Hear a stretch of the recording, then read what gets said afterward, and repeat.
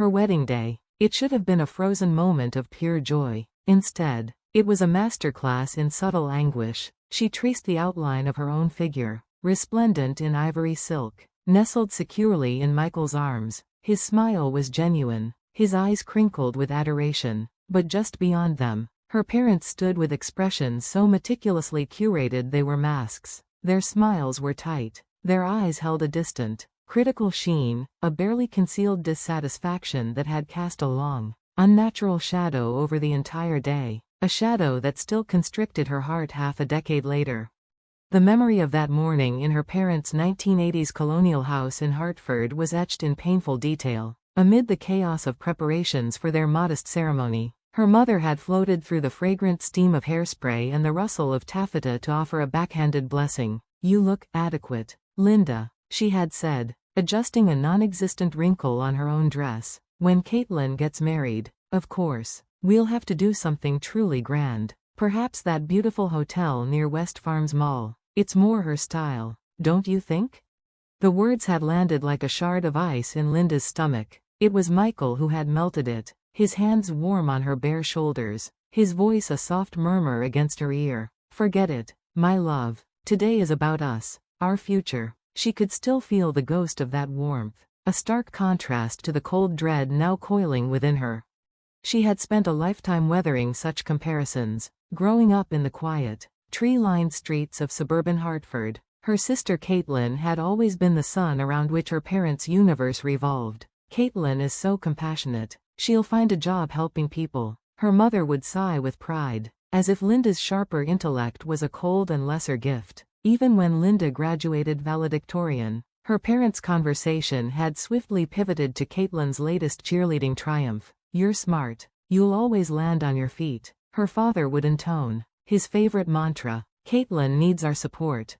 And so, Linda had built her own fortress, brick by brick. She graduated top of her class from an Ivy League university and carved out a formidable career at Farmco Incorporated, rising to become the unflappable manager of the compliance department. She learned to make decisions based on evidence, not emotion, a skill ironically honed in the crucible of her family life. A bitter taste brought her back to the present. Her Starbucks latte sat forgotten, now tepid. The gentle hum of the office air conditioning, usually a white noise she found focusing, now felt jarringly cold against her skin. She turned from the photograph, her sanctuary of success feeling suddenly like a gilded cage, and her eyes fell upon her computer screen, where she had absently left Facebook open during a brief lull between client meetings. Her scrolling finger, moving on autopilot, suddenly stopped, froze. There it was. A post from just 30 minutes ago. "A new life has been born at Memorial Hospital. Our angel, Emma." The poster's name was Caitlin Anderson, her sister. The photo showed Caitlin, flushed and beatific in a hospital bed, cradling a tiny, swaddled newborn. It was an expression of softness Linda had never seen on her sister's typically dramatic features. Flanking the bed, beaming with a pride they had never once directed at her, were her parents. Her mother's eyes glistened with tears. Her father's chest was puffed out with unmistakable glory. But Linda's world did not shatter because of their joy. It shattered because of what was captured, almost incidentally, on the edge of the frame, on the cluttered bedside table, next to a vase of cheerful balloons, lay two objects that stopped the breath in her lungs. A black leather wallet, a specific, expensive brand she had painstakingly chosen for Michael last Christmas, and next to it, a distinctive, novelty keychain from a casino he'd visited on a business trip to Las Vegas. It can't be. The thought was a silent scream. Michael was supposed to be in Chicago, on a business trip. A cold sweat, sharp and immediate, trickled down her spine. The cheerful spring scene outside her window, with cherry blossoms dancing on the breeze, now seemed a grotesque parody. Stay calm. Do not react. Preserve the evidence. The mantra of her professional life took over, a life raft in a sudden, violent sea. Her fingers, though trembling slightly, moved with practiced precision. She grabbed her smartphone and took clear, high-resolution photographs of the computer screen. She executed a full screen capture, ensuring the timestamp, the number of likes, and every congratulatory comment were documented. She methodically saved everything into a dedicated folder, her movements clinical, detached. "Oh, Linda, how unusual to see you on Facebook at this hour." She jumped at the voice, slamming the browser window shut as if it were radioactive. Her colleague, Jennifer, stood in her doorway, smiling curiously. "Just a quick break," Linda said, her voice miraculously steady. "A perfectly calibrated instrument. Heading out soon, actually." Jennifer's smile faltered, replaced by a flicker of confusion, but she merely nodded and retreated. Alone again, Linda reopened the tab. Her heart was a frantic drum against her ribs. She positioned her cursor over the comment box. Her fingers found the keys. "Congratulations. Wishing you happiness." She pressed enter. The words appeared on the screen, a hollow, cruel lie floating in a sea of genuine, oblivious joy. Action was the only antidote to the paralyzing shock. From her desk drawer, she retrieved a sleek business card holder. Among the contacts of corporate lawyers and executives was a simple card, Blackstone Detective Agency. She had hired them for sensitive corporate matters before. They were discreet, thorough, and reliable. The afternoon sun, rich and honeyed with the promise of spring, streamed through the floor-to-ceiling windows of Linda Wilson's corner office, painting long, warm rectangles across the polished floor. It was a light that spoke of renewal, of life beginning again, but it felt like a lie. Within its gilded glow, Linda sat motionless, her gaze locked on the silver-framed photograph that had held a place of honor on her desk for 5 years. She picked up her phone, the receiver cold in her hand. "Blackstone Detective Agency," a efficient voice answered. "This is Linda Wilson from Farmco Incorporated. I'd like to request a personal investigation." An hour later, she was sitting in a familiar meeting room on the 15th floor of a nondescript downtown building. The room was a testament to old-school discretion, filled with heavy oak furniture and the faint, comforting smell of lemon polish and old paper. "Miss Wilson," John Blackstone said, entering with a quiet authority. His navy suit was impeccably pressed, his graying hair lending him a fatherly air that belied the sharp, miss-nothing intelligence in his eyes. "It's been a while." "This isn't a company matter," Linda began, laying her smartphone before him. She walked him through it with a dispassionate clarity that surprised even herself. The post, the damning objects in the corner, Michael's fabricated business trip. Blackstone listened, his expression neutral, occasionally making a note in a leather-bound notebook. "I see," he said finally, his voice a low rumble. "We'll start with travel records, credit card statements, and phone metadata. Given our history, this will be our top priority." The reports began to arrive not in days, but hours, each one a meticulous nail in the coffin of her marriage.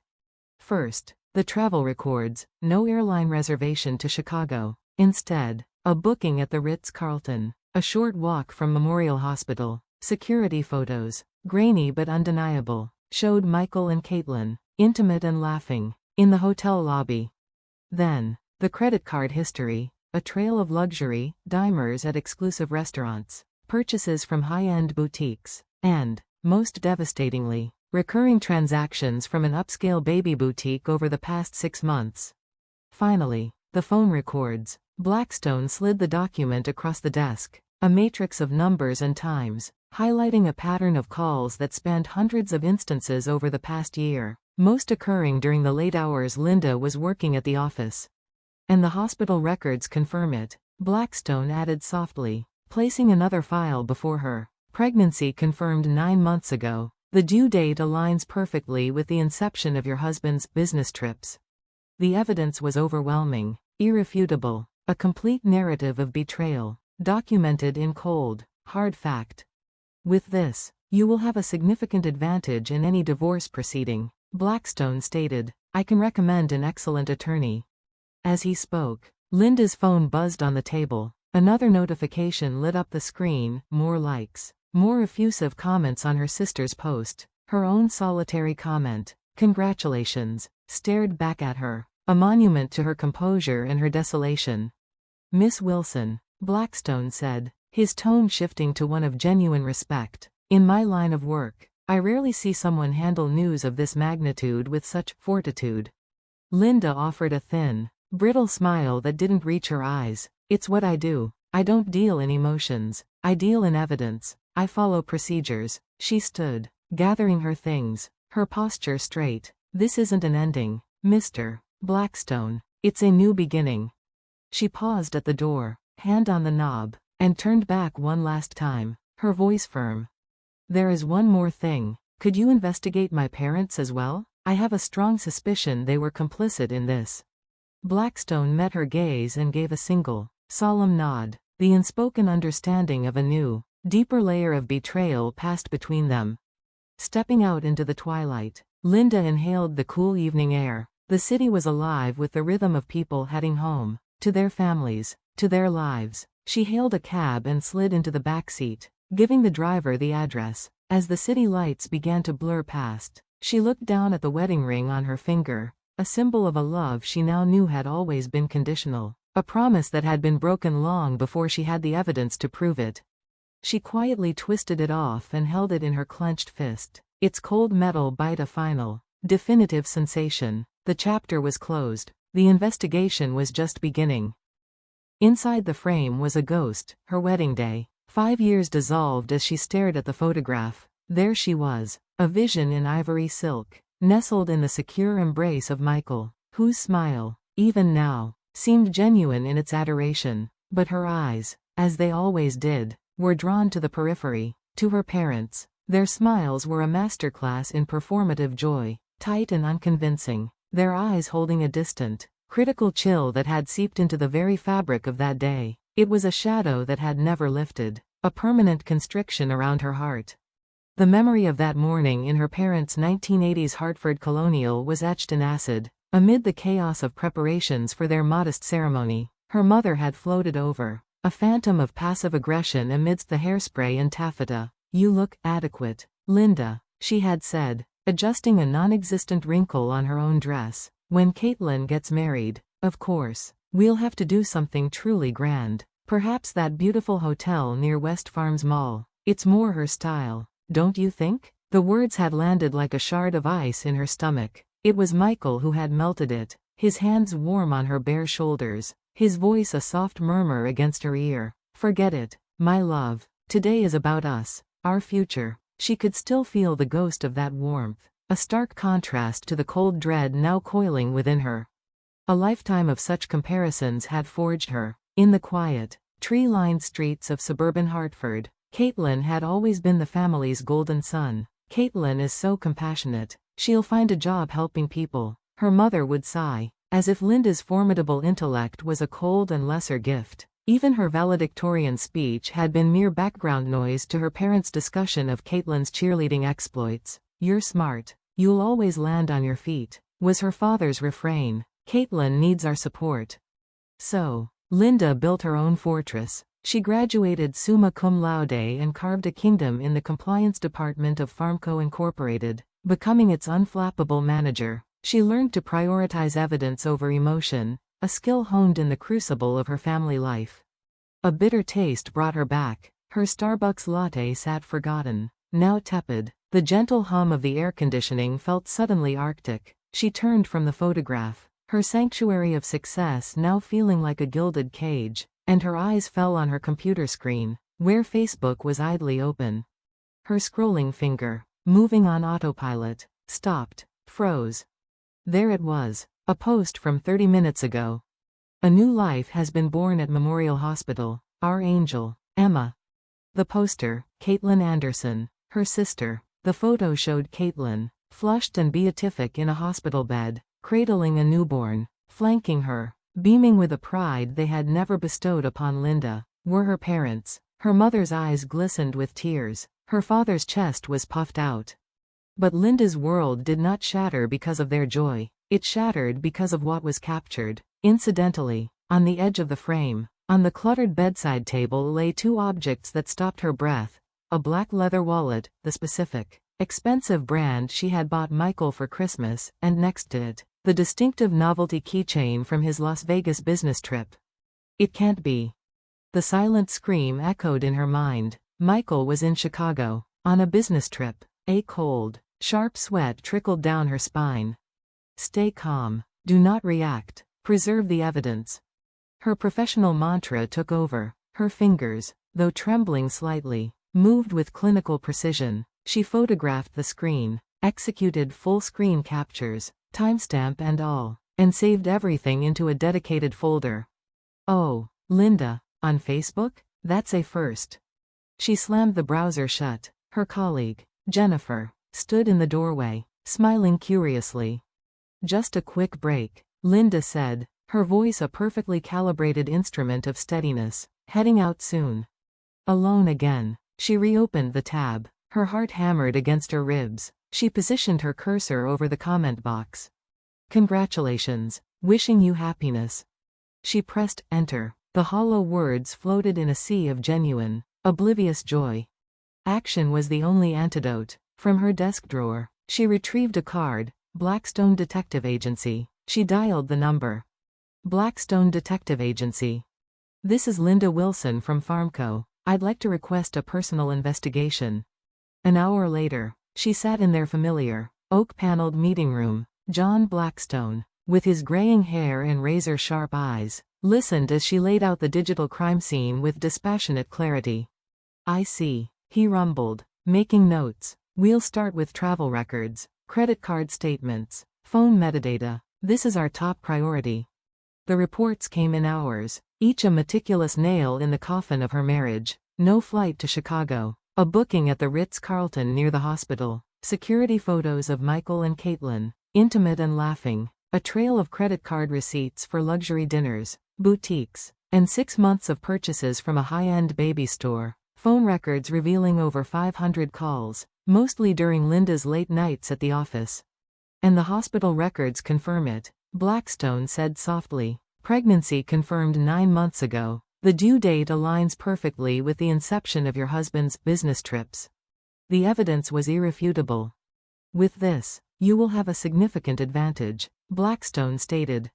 As he spoke, her phone buzzed. Another notification, more likes, more effusive comments. Her own solitary, congratulations, stared back, a monument to her composure and her desolation. Miss Wilson, Blackstone said, his tone respectful. Your fortitude is remarkable.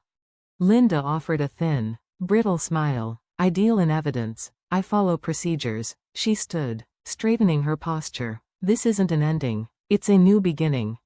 She paused at the door, hand on the knob. One more thing. Investigate my parents. I believe they were complicit. Blackstone gave a single, solemn nod.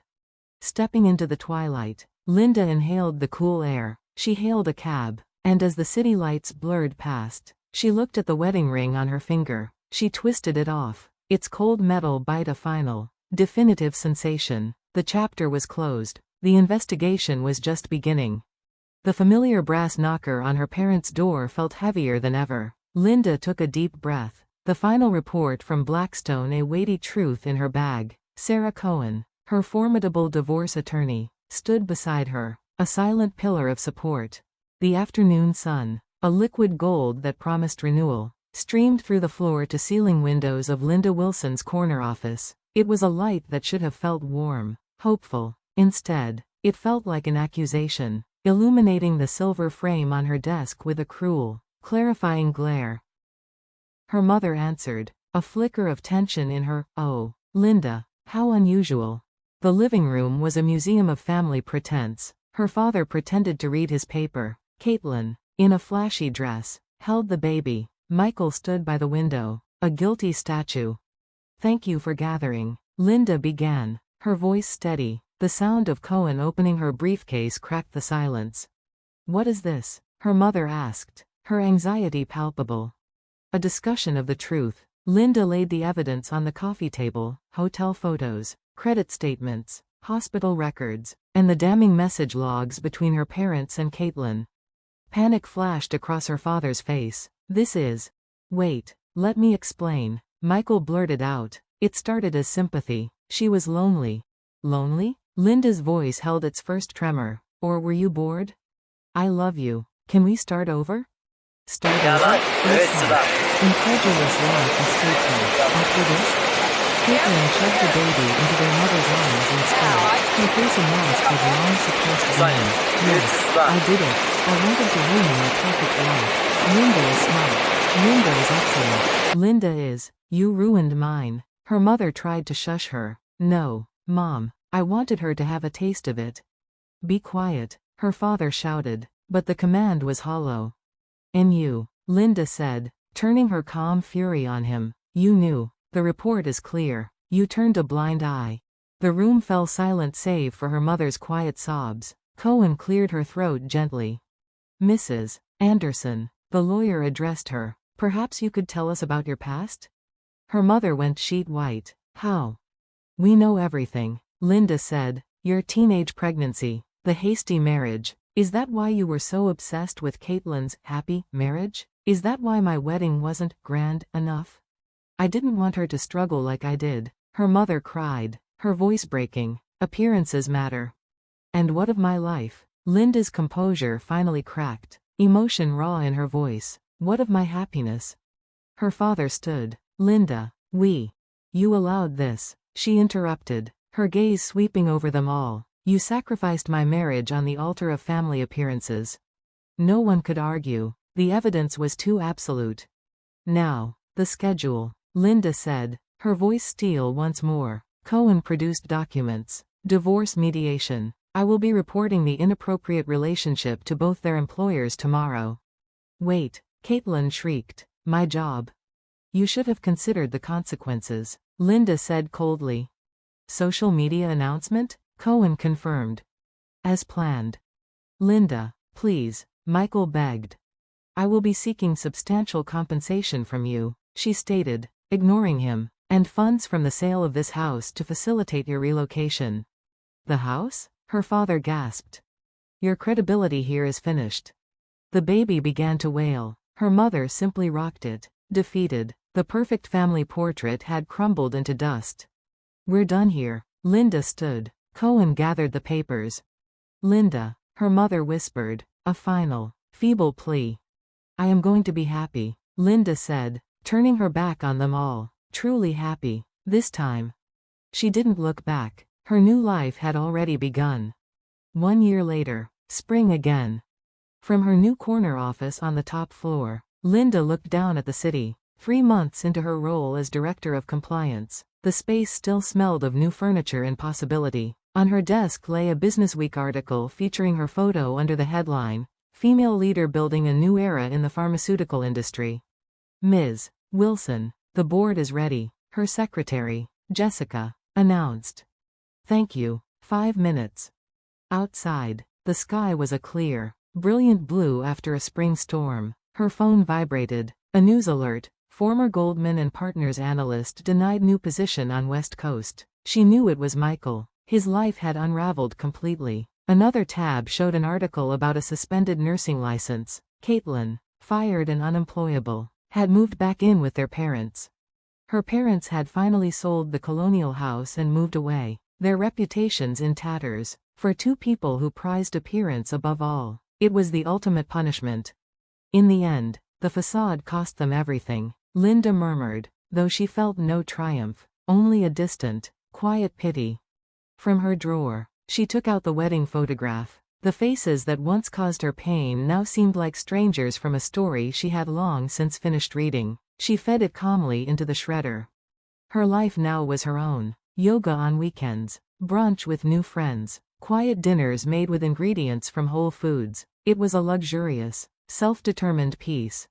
Her phone vibrated again, a confirmation for dinner with a match from a dating app, a university professor whose conversation was stimulating and kind. Slowly, she reminded herself, but she smiled. Before entering the boardroom, she checked her reflection, a navy-tailored suit, a single strand of pearls, an expression of earned confidence. Good morning, she said, her voice firm and clear as she entered the room full of executives. Outside, the spring sun heralded a new season. Catching her reflection in the polished conference table, Linda allowed herself a small, genuine smile. It wasn't about victory or revenge. It was the quiet pride of a woman who had reclaimed her narrative.